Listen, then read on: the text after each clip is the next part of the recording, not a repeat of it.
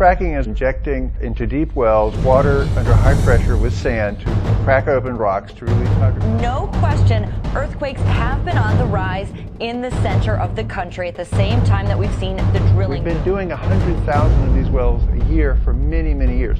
How much more study is really required? Now, the researchers believe the earthquakes are almost certainly man-made.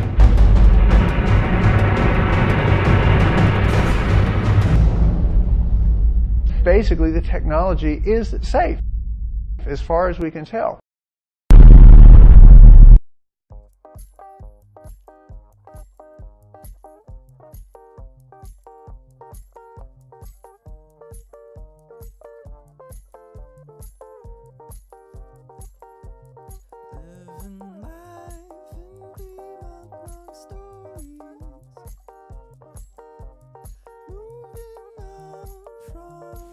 Whoa, let's take a step back. You would really think that with all these benefits of fracking, you would support it.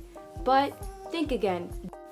A well is drilled to reach shale, which is a type of rock that traps natural gas and oil.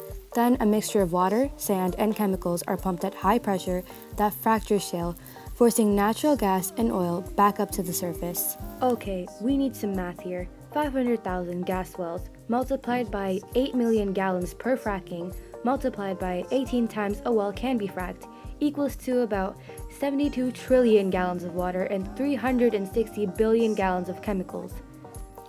Most of the excess fluid gets pumped underground, which eventually finds its way up to the surface and contaminates fresh drinking water. The process could also cause earthquakes, and the areas around have very high methane gas levels.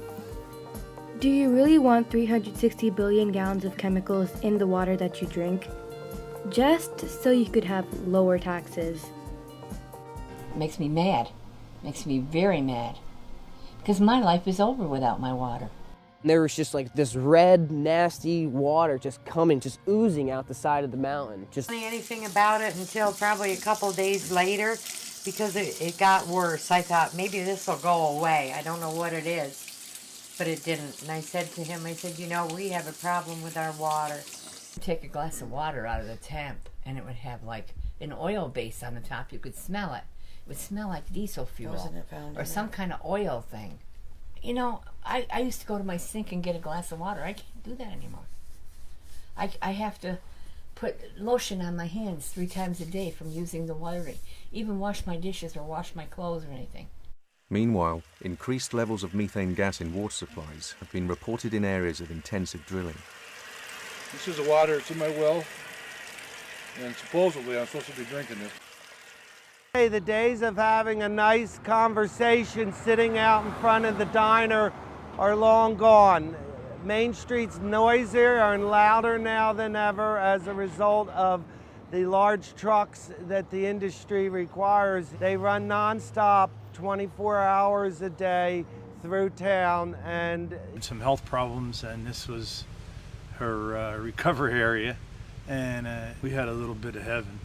The only thing you heard at nighttime here was your heartbeat. Now it's just totally devastated.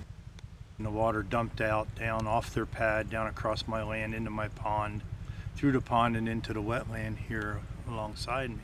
And what it did, it killed the pond, killed the fish, killed everything in the pond. No frogs, no turtles, nothing. Our drinking water in our house has high concentrations of lead. They've recommended it, or they've told us not to drink it and don't bathe in it. From our heaven, now it's turned into our hell. Health risks associated with fracking chemicals are birth defects, VOCs, neurological problems, cancer, respiratory problems, and blood disorders.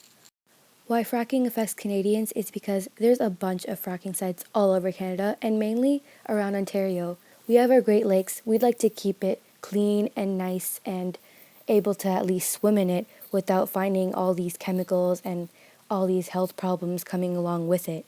We need to save our Great Lakes. We need to save our clean air because we can't afford having methane gas, which is 10 times worse than carbon dioxide emissions.